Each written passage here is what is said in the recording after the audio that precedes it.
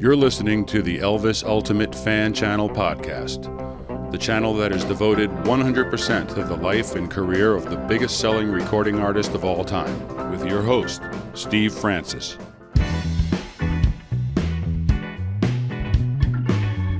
Hello and welcome to Elvis the Ultimate Fan Channel. My special guest today is Diana Goodman. Diana is a successful model and actress. From 1969 to 1972, she was a cheerleader for the Atlanta Falcons, and in 1975, she became Miss Georgia. Shortly after winning the title, she met Elvis Presley. He swept Diana off her feet, and they began a relationship. Diana joins me now to share the full story. Hi Diana, and you are very welcome to the show. Hey Steve, so glad to be here. Yeah, well, we were supposed to talk before Christmas, weren't we? But the holiday period kind of caught us by surprise and we kind of ran out of time. That's very true. Trying to get on your schedule and mine with the time difference. Yeah, well, that's right. Yeah, it's I always forget, I always think, oh, well, evening would be a good time. But of course, it's not always evening for my guests. It's afternoon with you at the moment, isn't it? Right. I had it backwards. I thought it was going to be like late for me and early for you, or I don't know. I'm not great on my time zones. I should be. Okay. Well, anyway, we finally managed it. And actually, I must mention Lisa Lauren, because she actually put us in touch with each other, didn't she? So she's, I have to thank Lisa for getting this together for me. Yes. Thank you, Lisa. I appreciate that connection there. Yeah, we're very grateful. Thanks, Lisa. We have mutual friends on Facebook in Lisa. So, can you tell me where you were born, Diana? I was born in a little town in South Georgia called Alma, A-L-M-A. Okay. And I've never heard of that town. That's a town, is it?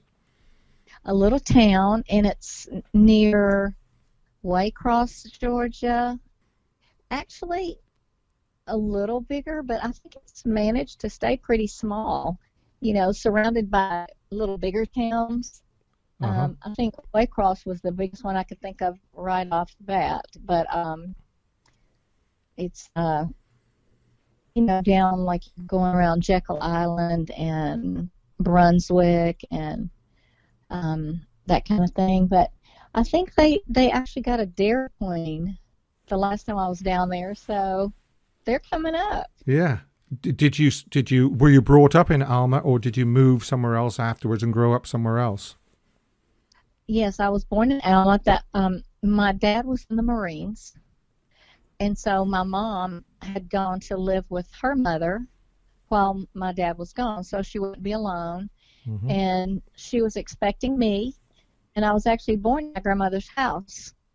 I came a little quicker than they expected, and so then after my dad got out of the service, he moved us to Atlanta, and for a little while, and then a little further south to a place called Griffin, and that's where I started school. And Griffin is about 30 miles south of Atlanta, I guess. We had a little farm, and that's my earliest memories of, when I started school. And then after a few years, my mom wasn't thrilled living way off in the country and my dad being gone to work all day. So he moved us to a little suburb of Atlanta called Forest Park.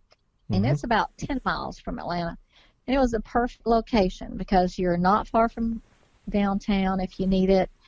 And we lived in it was a nice, safe, wholesome little community, kind of like Leave It to Beaver. Oh, yeah. Heard of that? Yeah, I have, yeah. Or Ozzie and Harriet. It was kind of, growing up during the 50s and the 60s there.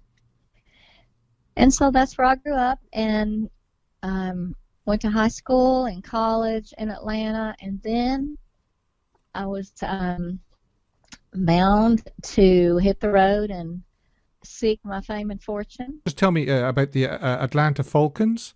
When I graduated from high school, there was a girl who had gone to high school where I did. She was a couple of years older than me, and she called me and said she was a cheerleader for the Atlanta Falcons, and she said, the Falcons are having tryouts for the next season.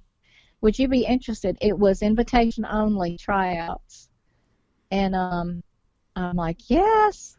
And so I went up for, I think it was a 2-day tryout, and I got picked to be an Atlanta Falcon cheerleader.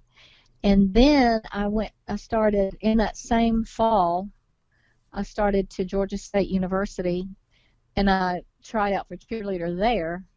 Mm-hmm. And so I cheered for the Falcons and Georgia State at the same time.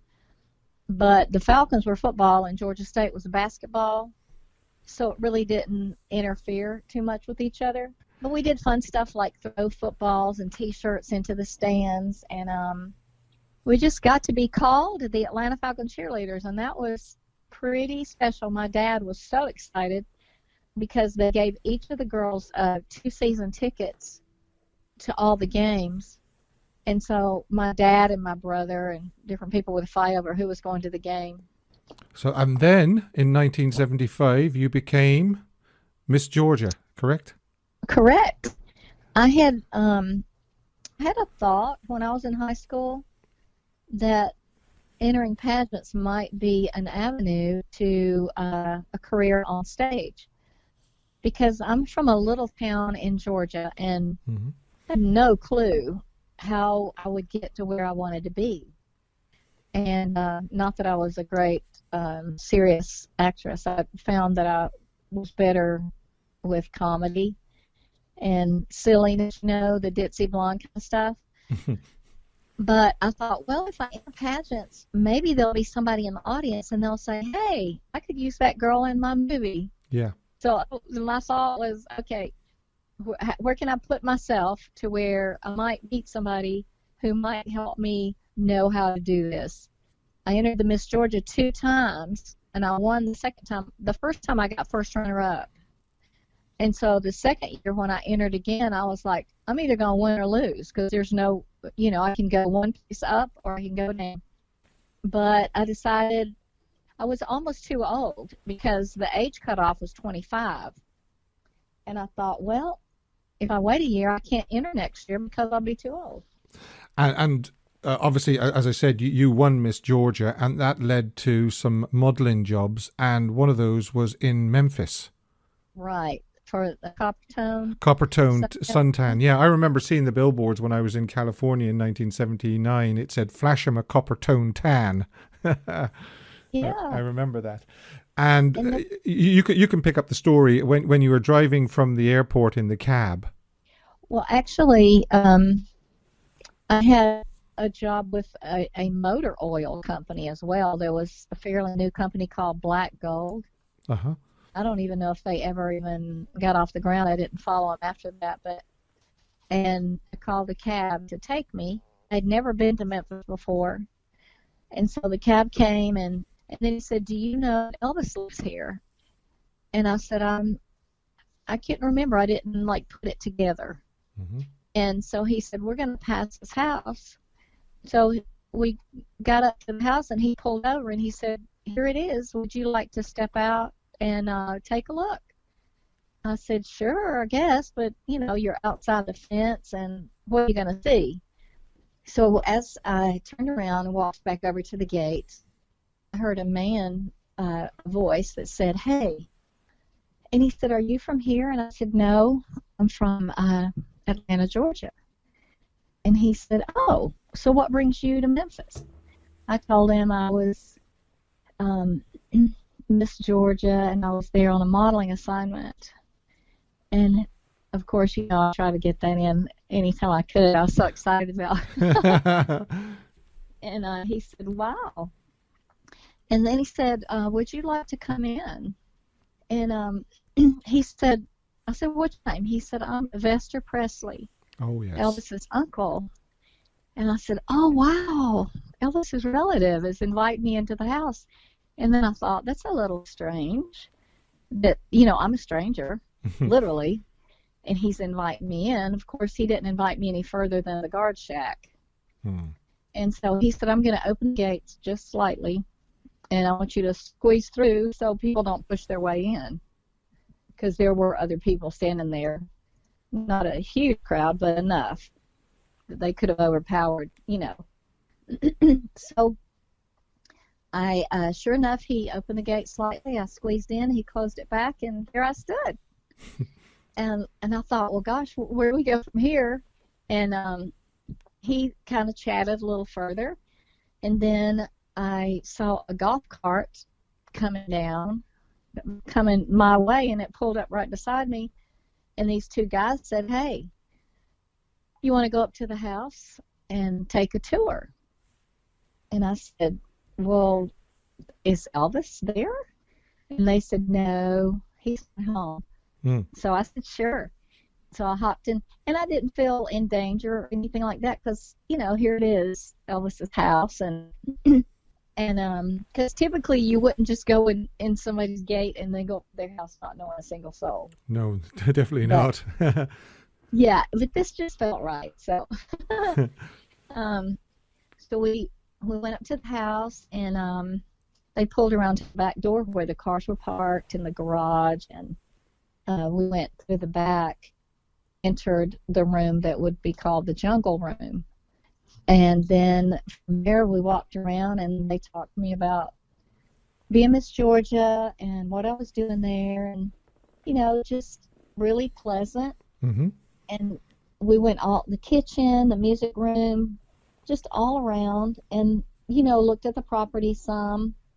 And then they said, would you like to hang out a little while? You can sit in here in the jungle room. And, you know, people were milling around. I didn't know who everybody was, but, you know, it was kind of like Grand Central there. Yeah. Somebody's always coming in and out, either to pay a visit.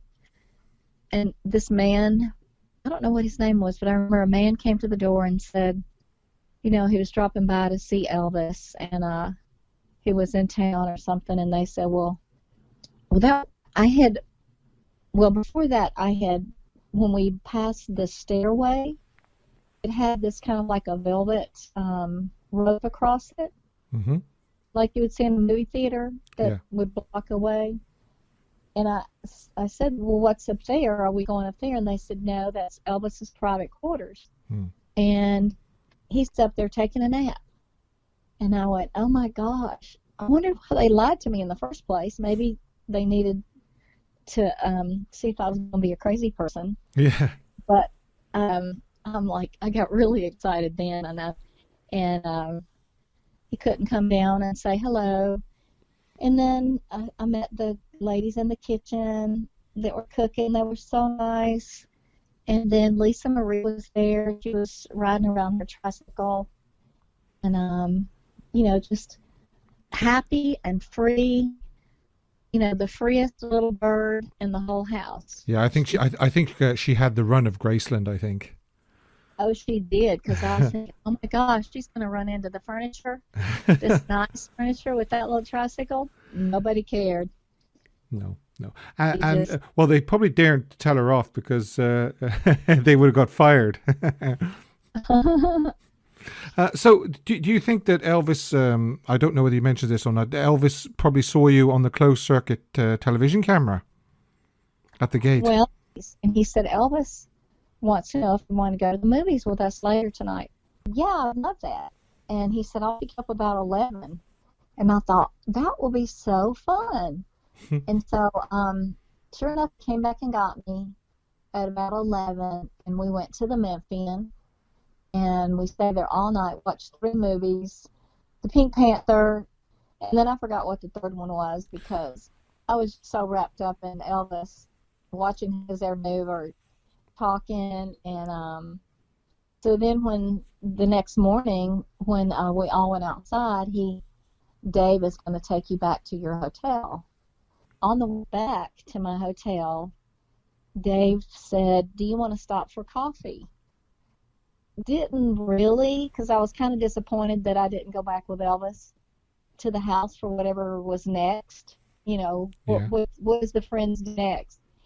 But I said, okay. I wasn't a coffee drinker either. But I said, sure.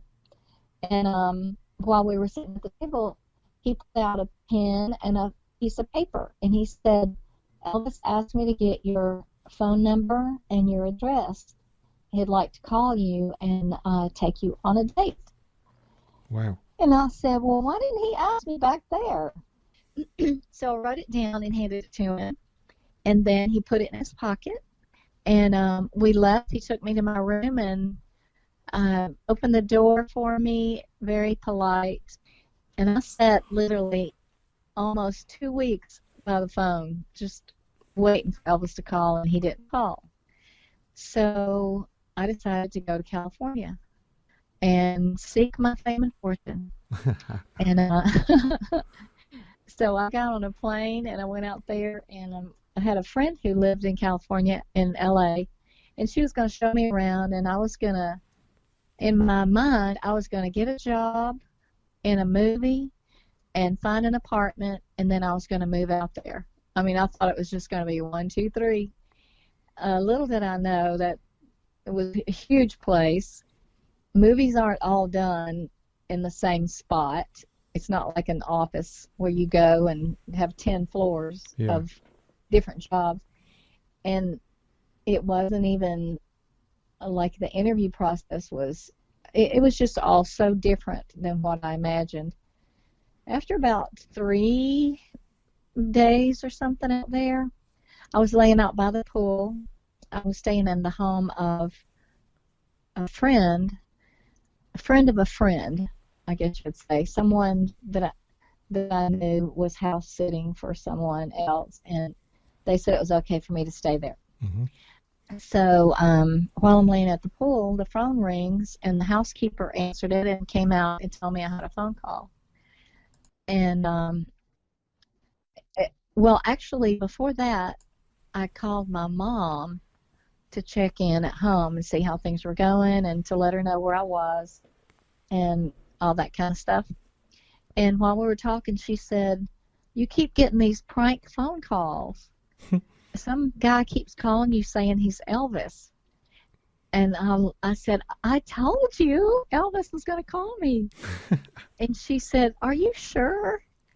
I'm like, yes. I said, just give him this phone number where I'm staying, please.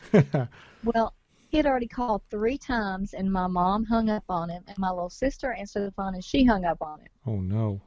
So here we are. I said, he'll probably never call me again, but if he does, please give him that phone number. And she said, well, okay, if you're sure, but I thought you were just kidding. And I said, no, I'm really, really serious. And I just about cried. I thought, oh, my gosh, he'll never call. And, I mean, because what are the chances I would run into him again? I mean, very, very slim. Oh, it was such a unique, I mean, there's millions of people in this country. There are hundreds of places I could have been sent to do an ad, like Florida. Had a lot of things in Florida and Georgia. But Memphis, I mean, it was just meant to be. And, you know, it's just not coincidental. It was meant to be. And I thought, oh, well, we hung up the phone, and I went back to my, got on a floaty in the water, just kind of chillaxing, you know, like on vacation. And then the housekeeper comes out and points to the phone. She didn't speak English, but she picked up the extension and held it out to me. And this velvety smooth voice said, actually, the first voice I heard was Joe. This man said, hey, this is Joe Esposito. Mm-hmm. Is this Diana Goodman? I said, yes, it is. And he said, Elvis wants to speak to you. And I guess after having been hung up on, they were going to make sure that somebody else asked for me. And so then this voice comes to the phone, this wonderfully familiar voice says, hey, baby, this is Elvis. And then I just melted in a puddle on the spot. I was speechless. And he said, I've been trying to call you, and people keep hanging up. And he said, why did you go to California? I told you I was going to call you. And I said, but it's been 2 weeks. And I said, yes, I would love to see you. And he said, okay, I'm going to try to put something together, and I'll take care of everything, and would you like to meet me in New York? I'm going to be doing for my something. He said, would you like to go to the concert in New York? So I didn't know that it was his concert. I thought we were just going on a date somewhere to somebody's, Yeah. And so he said, I'll call you back when I have the arrangements. And so I said, okay, and we hung up. And then called back in about 5 more minutes, and he said, I think I have the flight plan, and he gave me an what time, about an hour and a half, and he would have somebody pick me up, blah, blah, blah. I said, okay. So I thought, well, I've got a few more minutes to sit out here, and then I better start getting ready. Well, then the phone rang again, and he said, can you be ready in 30 minutes? And I went, what? If I don't get you on the next flight out, you're not going to get here in time for the show.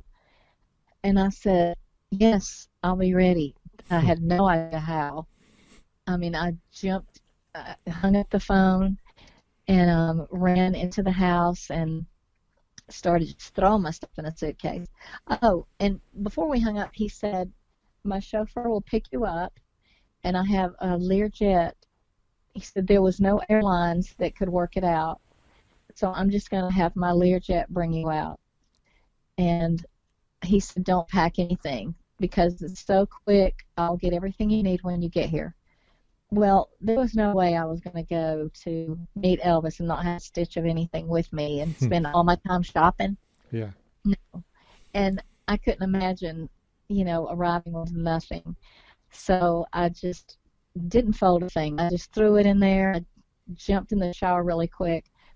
And I don't even know. When I think about it now, as long as it takes me to get ready, when the doorbell rang, my hair was in curlers. I'd washed it. It was kind of, we didn't have blow dryers. We had those big hooded things you sit under. Oh, yes. And I was trying to get the water off, and I put curlers in it, and I went to the door just like that. And the chauffeur thought, I'm sure he thought, boy, Elvis is really kind of losing it on this one. But he was very kind, English man in a tall gray suit, hat, the perfect chauffeur attire. And then there was a black limo sitting out at the driveway, and he helped me get everything in the car. And then I jumped in the car, and away we went to an adventure of a lifetime. Me and curlers and all my earthly belongings almost in the trunk of this car. Now, there's some very famous photographs actually of you and Elvis in the back of a limo. That must have been in New York, obviously. I think the one with I'm wearing a white, like a halter satin white top. Yes. I think we were in Nassau, New York. I wish I'd written more stuff down. I wrote little things through the years that I would remember about our time, but like every place, every show, every time, I kind of lost track where we were, or we'd be on a plane or in a hotel or in a show, and it just kind of all ran together. But I think, thankfully, there's a lot of different photographers like Ron Gallela and Bob Klein, different ones that took photos back then. They've helped. It documents it for me, because they know exactly where they were, where this picture was taken, and then it helps put all the timeline in place for me. But so that was the first show that the actual, when we got there, I realized, or after he told me, it's actually, well, let me back up. When we were on the plane, before we got there, the pilot came back and told me that we were not going to make it in time for the show. And because it's a 5-hour trip and a 4-hour time change. Oh. And he said, we're not going to make it. Elvis told us to bring you to the airport and put you on his other airplane, and he would meet you there. And it's that point that I realized that it was actually Elvis's show. that I was going to, and I had missed. Mm. And I was so sad. I mean, I had been on this flight alone. You know, a Learjet is very small. What does it hold, 5 people? But I was the only passenger. Mm. There was a pilot and a co-pilot. So I had been alone and excited and worried and just trying to get myself together.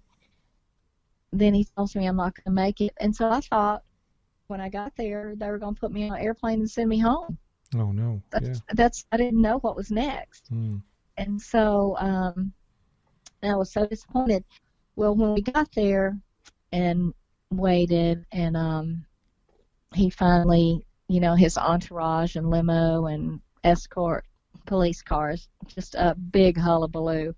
You know, it's getting late by this time, and I didn't know what was, if he's gonna it's gonna be like the movies where I'm always gonna meet him somewhere but yet not be with him. Yes. Kept thinking, is that how it's gonna be? And so I sat in the airplane and waited, and then I saw all this rush of people, and he came up the steps, and I just saw this blur come into the door of the airplane and go straight into another area that was curtained off, like another room that had the privacy curtains. Yes. And then the pilot said, everybody, you know, buckle up. We're about to take off. And I thought, well, is he going to ride up there? And I'm going to ride back here. It was just this whole uncertainty.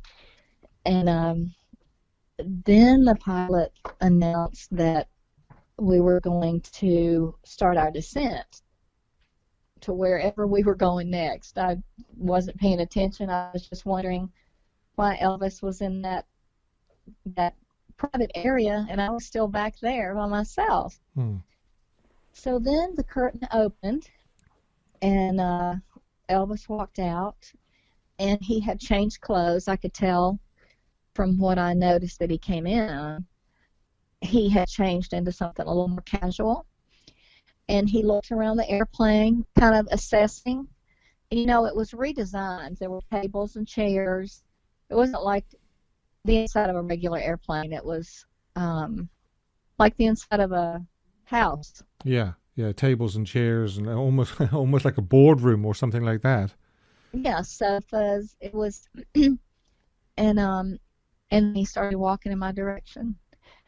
And I thought, he's coming. Is he going to go sit somewhere else? Or he kind of stepped over me. I was sitting on the outer end of the bench. I was at a table with where 2 benches were. Mm-hmm. And he kind of stepped over me and sat down beside the wall or the window. And there he was, right beside me. And I was just, my heart was racing. I thought, what's he going to say? What am I going to say? And we looked at each other, and he said, I am so sorry that I couldn't get you here in time. I thought, how sweet, because it wasn't even his fault, but he tried so hard. Yeah. And I was sorry, too, because that shortened our time together, you know? Yeah. And he said, I'm so sorry you had to fly all that time and then get on another airplane. And he said, I really wanted you to come to the show with me. And, you know, he said, but there'll be others. And I didn't know. Up until that point, I didn't know what was next, where we were going, where I was staying. All I knew was I was going to meet Elvis. And in my mind, we were going to a show and dinner. And from there, I didn't know what was happening. Like, was I going home? I didn't ask. And at that point, I started to think about, wow, what is next? He said, then we'll get some dinner. Have you eaten? I said, no, I hadn't had maybe peanuts and a Coke all that time because it was a small airplane, and I guess they weren't prepared to be taking somebody somewhere. But so we talked, and, you know, he held my hand and asked me about my turquoise jewelry and just how was my flight, asked me about my family, and, you know, then the plane landed, and there was limos outside of the airplane waiting, and this was late, like dark. There were people out. There's a fence between the tarmac, like the airplane, and because we always landed and got out on the tarmac where the cars pull right up to the airplane. Yeah. But there were throngs of people out there waiting for Elvis to land. And I was just wide-eyed with wonder, you know, because here I'm going to get off this airplane and they're going to see me with him, and I'm going to get to be that girl. Yeah. Yeah. They're Yeah. over there behind the fence, and I'm inside the fence. So I was pretty excited. Yeah, they always seemed to find out when Elvis was arriving, I think, didn't they? No matter where we went. Yeah, yeah. Oh, okay. So you went to a few concerts, obviously, and then after a few weeks, what happened? Did you have to go back home, or? One night he called me. We've been in the living room, and he and Joe left the room, and then Elvis called me into the room. Like they left and went to another room, and because there was always several rooms in the suite that he stayed in, you know, two bedrooms at least, and then there was a living room and office stuff, you know, almost like when you travel for business. But they called me in the room, and he said, I'm going to get you a flight out for tomorrow morning because the colonel's coming in and my dad, and I'm going to have to spend some time with them. And I said, okay. And I ran to my room and threw myself on the bed, and I started crying. But I was crying on the bed, and I thought, how ridiculous. But I loved being with him so much. It just broke my heart that I was leaving. And I thought I did something wrong, and he came in there and sat on the bed beside me and just kind of stroked my hair, and he said, I don't want you to cry. He said, why don't I let you stay one more day? I'll postpone my meetings, and then I'll have to send you home, and then I'm going to bring you out to Bel Air and Palm Springs. I want to show you where, you know, my other houses, and I want us to be together when I'm not working so we can just hang out and do whatever. And I said, okay. You know, it kind of made me feel better, and I set up, went back out to the living room, and so we had a show that night, and went to that, and then, you know, a couple more days later, he arranged a flight for me to go home, and he had given me this huge box of little stuffed animals and all the stuff that girls throw at him on stage. He can't keep all that. I mean, No. It's a never ending. So he had a big box and collected different things. Like a few things he would throw to me from the stage, like a particular stuffed animal or something like that, you know, something that maybe he thought was particularly cute or he liked. He would toss it to me because he had the place where they had me sitting was just a few feet from him. Yeah. And so he could talk to me from the stage, see me, I could see him, and he would just throw little things.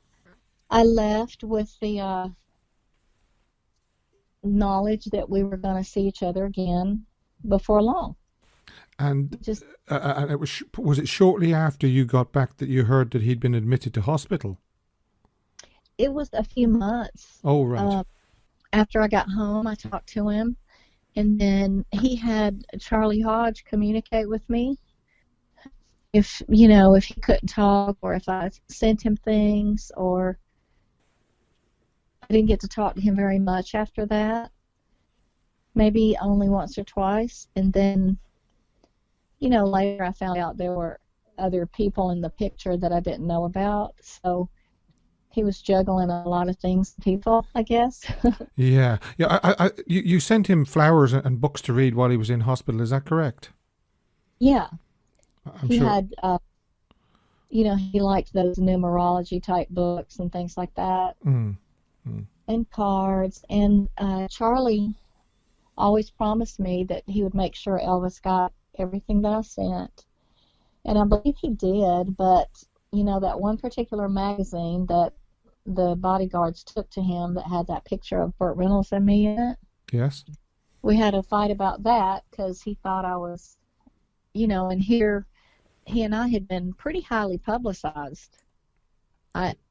For some reason, when I was with him, it just was very hot topic. You know what I'm saying? There was a lot of paparazzi. Yes, yes. It felt like there always was. Wherever Elvis was, there was cameras. That's for sure. Right. So I know that there were girls in between, maybe here and there, but they weren't necessarily publicized because maybe they weren't out and about. They were, at home or somewhere. But it just seemed, oh, I thought you were going to wait for me. And I said, I am. I was just trying to work. Yeah. What am I going to do 6 months between dates? Am I supposed to have a life or just not? Because I'm 24. I'm not like 14 like Priscilla or 20 or however Linda. They were so young. They had not started a life beyond high school, if that makes sense. Yes. It must have been very difficult for Elvis because, he wasn't really living the day-to-day life of everybody else. He probably didn't realize that, you couldn't just hang around for 6 months. You had to work to pay bills. Right. He talked to me about wanting a relationship. This sounds weird, but he really did have relationships. And then he might have an affair here and there, but he had lengthy relationships with people. One person would be known to be with him for a lengthy amount of time, and then there might be a short something in between, but he was looking for that lengthy relationship again with somebody new. He talked to me about my career, if I was willing to put it on hold, and those are important questions because with the kind of career he had, the kind of person he was, he couldn't be with someone who had a career or you're never together. He wanted somebody that could be with him all the time, not just in between jobs, but not for every 6 months. But in between there, I needed to have a life. So that first year, and then when he went in the hospital, and they started canceling concert dates, and then I could see, we didn't have internet and all that kind of stuff. You couldn't really follow. So I would call the house as often as I wanted to, and Charlie would always talk to me. Such a nice guy. And he literally never gave me any reason to believe that we were not going to see each other again. He always told me that, and I needed to talk to him about the picture, and later, and I think it was later in the spring, the next spring, he came to Atlanta, and I went up to the hotel to talk to him because he had not been willing to talk to me about it.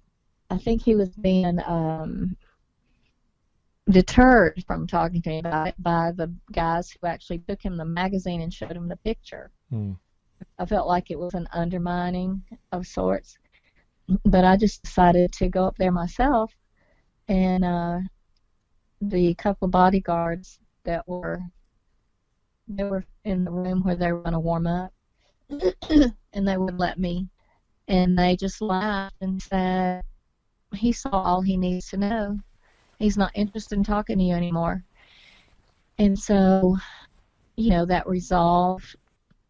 I never got really a chance to say, I'm not dating Burt Reynolds. We worked together, and I think, too, he saw, okay, she's going to go after her career, and I'm not going to be able to have a relationship with somebody who is all over the place. So then, the next big thing I hear is Ginger Alden. Yes, yeah. Is in the picture. And I thought, you know what? I think it's probably over. Because they seemed serious, and then there was talk of engagement, and he, his health was up and down, but I still kind of put my romantic life on hold. My heart was on hold. I was kind of reserved for him, even if I saw someone or went to dinner or worked, because I kept pursuing, work. And then one morning, I had gone to California to see if I could check things out again, and my sister called me, and she said, "Have you seen the news?" And I said, "No." And she said, "Elvis is gone." I turned on the news, and I just started bawling. Yeah. And I couldn't. And here I am in L.A. It's not that easy to get from L.A. to Memphis for something like that, and then be somebody that, would they let me in? Would they recognize me as somebody important in his life, important enough to be able to get in? And then getting flights out, so I didn't get to come back for the funeral. You probably just watched it on television just like everybody else.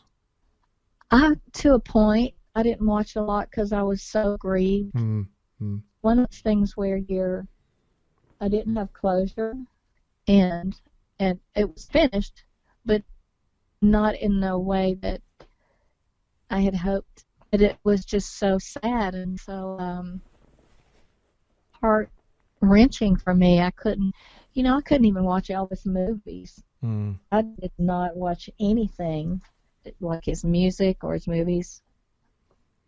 And how about now? Is it still like that, or? I mean, there's always that little longing for what could have been, what you thought was going to be. Yeah. But I went on to have a pretty good career in television. Yeah, after Elvis, you went on to Hee Haw, yes?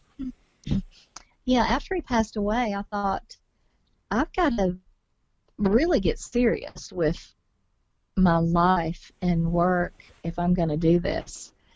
And because we met in 75, he died in 77, so I spent 2 years kind of in limbo, a little bit of limbo, not doing anything serious so I could break away from it when he called.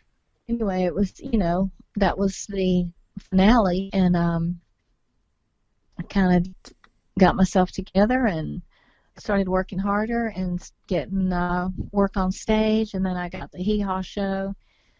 And then after that, I met the man I would marry and had 3 sons. And of course, you don't think about the past anymore in that way. I still didn't want to watch movies. I didn't want to hear music. It still was all very painful. Sounds weird after all those years, but it was. Once you are married to someone else, you want to suppress all those things you had for someone else. You want to concentrate on your life now, what you have in front of you. Yes. So I took a break from the show business and to raise our sons, and we moved to a remote town in North Georgia, bought a little farm, an obscure mom, and nobody knew anything about my past except my family and people I had known from all those years. But the company that I was in with my kids, my husband and all, nobody knew anything about it. It was just, I was a mom, and that was it. Yeah. And you moved on. Simple, really. Huh? You moved on. As painful as it was, you realized that you had to move on. Yeah, and it actually took me, I think it was my husband worked for a company, and they wanted to move him to Memphis. And this was about 1997. And I told him no. I said, I can't move to Memphis. I can't live there. There's nothing but Elvis. I can't go there. Yeah. And, of course, he didn't get that. He was like, oh. So he took the job transfer anyway. And I was like, everywhere you turn, there was an Elvis billboard, an Elvis Boulevard, and Elvis this. And I felt like it was all over me all the time. And here I was trying to get rid of feelings in my mind and suppress feelings that I had for him and all that. That turned out to be the best thing, though, because being face to face with the surroundings made me come face to face with those unresolved feelings and put them in their place. It's like that little place in my heart for him was still there, but it was in its place. It wasn't the overwhelming or the no that I couldn't think about. And then after that, I mean, it was very freeing. It was like one afternoon I came face to face in a spiritual way with that part of my heart and my mind, and I was able to shift it to the place where it belonged, and that was, things that are in the past, they still are a part of you because it's what makes up you. And you can still have pleasant memories and joys of having been in a place or having known a person, but it changed everything. And then years after that, at the encouragement of some of my friends who knew and my husband, they said I should write a book. And because there's so many different details and facets, and everybody wants to know about Elvis because, in the scheme of things, all over the world, there's a small fraction of people who ever got to meet him and even have an intimate relationship, a friendship where you actually were in his company for a length of time and be called his friend. And so I was able to pull from my memory and, go back into those memories and live them and bring them forward and, in color and not just be in black and white and be able to write it all down. And my husband, he would proofread my papers. I would sit in bed with my laptop and write and then read it to him, and would tell me if he thought it was funny or, even things I'd not talked to him about. In fact, I'd never talked to him about Elvis or anything other than we dated, and most people didn't know. I tried to keep a lot of things personal and private and respect for him and, for myself. And so a lot of things in the book, that was the first time that anybody had ever read about it because they just were in my mind. And but I felt the time was right. It's almost like it's part of your legacy, and you could leave it for your children, grandchildren, and those who come after you. And as we've seen, the interest in Elvis has not waned. I mean, yeah, I mean, he's as big today as he was, when he was alive. And I mean, it's, he's been dead longer than he was alive. I was amazed to realize that a few weeks ago. He's and the hunger is always there. I mean, they're making a movie about his life at the moment, aren't they? Tom Hanks is filming it in Australia. I heard, yeah. So the hunger is there. You wrote the book, I believe, in 2018. Yeah, actually, I guess it was, it's been 2 years now. Well, almost 3. Wow. Yeah. Time's flying. And I was checking it out, and it's available on Amazon. It's called Hollywood Lights, Nashville Nights. Is that correct? Right. So if anybody's interested, they can order that on Amazon. Right. Or if you want a personalized copy, you can. I have a Facebook page called Diana Goodman, Hollywood Lights, Nashville Nights. Right. And you can message me through that page, and I will sign one for you and mail it to you. And I use PayPal through that. So that way, if somebody wants a signed copy, they don't have to order it and then send it to me and then me send it back. It kind of skips one of those steps. Yeah, and that can be quite time consuming, going backwards and forwards as well. Yeah, it's especially if you're overseas or something like that. I can. I've mailed countless books overseas, and it's really fun. to be able to know. And around Elvis's birthday, I started getting more book orders yesterday. But for, the last year, all of the appearances and everything have been canceled. So the opportunity to make your book available in person has been very limited. But I'm hoping in the new year that when it picks up, and of course, too, I have them here in my home, and I take care of it myself because I have lots of time on my hands now, right? Yes. A lot of people have got a lot of time on their hands. They've either lost their jobs, unfortunately, or their jobs aren't as busy as they normally are. So it has been strange times for everybody. I found this last hour and 15 minutes absolutely fascinating, Diana, really fascinating. And thank you very, very much, for joining us. It's been great. It really has. Well, thank you, Steve. I appreciate it. It's been good to talk to you. I'm sure you'll remember your time with Elvis forever. I'm sure. I mean, I was never ever lucky enough to meet him, but I'm sure if I had have met him, I would have. It would have been, one of the biggest things in my life ever. Oh, yeah. It's one of those. Ronnie McDowell, a couple nights ago said Elvis, very few people had that it factor. Elvis, Frank Sinatra, James Dean, John Wayne, or there's just a handful of people that have that wow factor, that they just span the time, and they have that effect on people, and if you get a chance to meet them, it's just like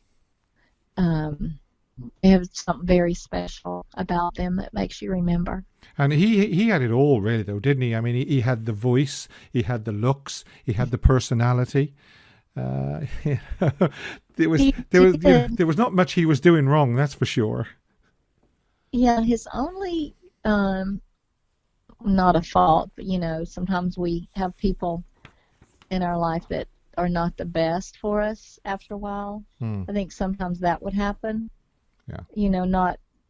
Not being fully in charge of everything you want to do, maybe letting people sway you to do things that you don't think are necessarily. But he was pretty strong in his resolve. He would say, I don't want to do that anymore. Like he didn't really want to do movies anymore. He wanted to do live concerts. Yes. That's what he loved. Just thrived off. He could not be feeling well, be down in the dumps or getting a cold or whatever, but when those lights hit, when he got ready and he got on that stage, he made every effort for you not to know that there was anything that happened prior to that would cause him to be disheartened or sad or anything. Yeah, well, he was 100%. There was only a handful of times when he didn't make the concerts and he had to cancel, and it's because he just didn't like to let his fans down. Right. Times that he probably shouldn't have been on stage, but yeah, I agree. He loved to perform, and he loved the feedback.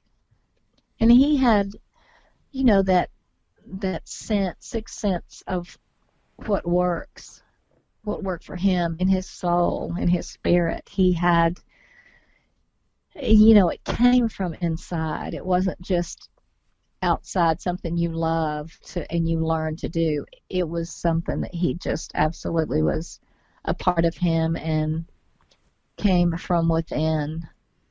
Yeah. And he put everything into it. Yeah, he was a very special human being, and he had such a presence, especially when he was on stage. He looked so at home when he was on stage. That was the thing. You could tell he was enjoying it.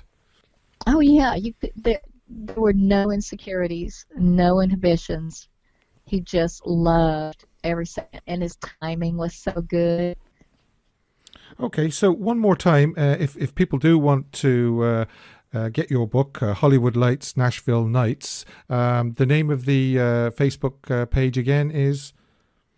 Diana Goodman - Hollywood Lights, Nashville Nights. As simple as that.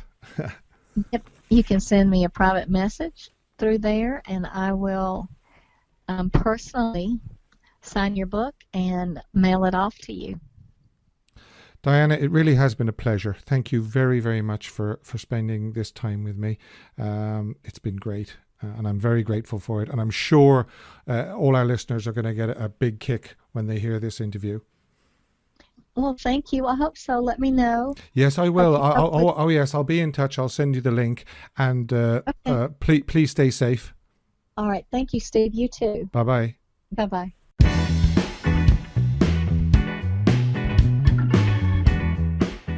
Once again, a huge thanks to Diana for sharing her memories of Elvis with us.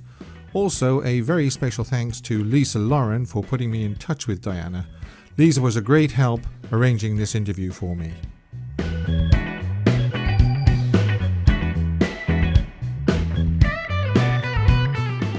You can contact the show at elvistheultimatefanchannel@gmail.com. Thanks for listening, and I hope you can join me next time for another episode from Elvis the Ultimate Fan Channel. Until next time, take care and stay safe.